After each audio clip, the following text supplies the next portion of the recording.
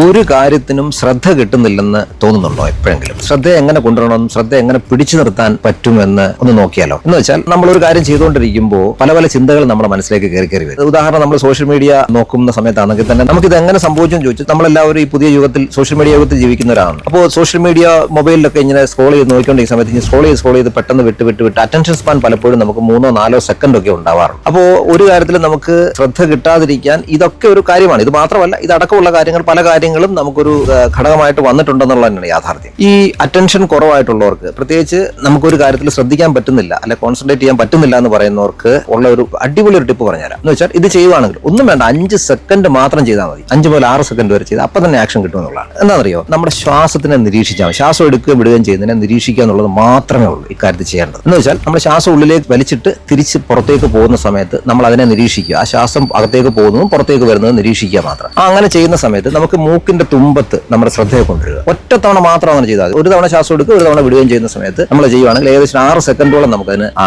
സമയം കിട്ടുമെന്നുള്ളതാണ്. ഈ രീതിയിൽ ഒന്ന് ചെയ്താൽ മതി.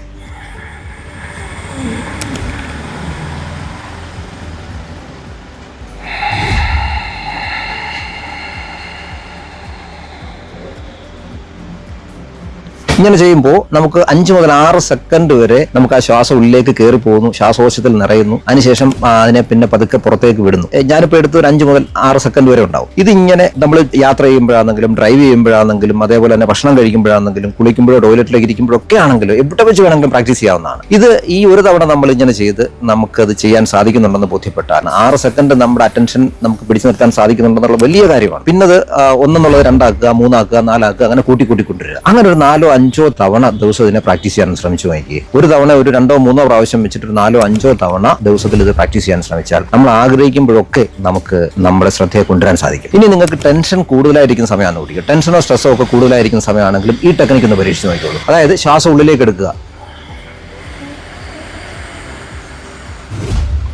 അതേപോലെ വിടുക.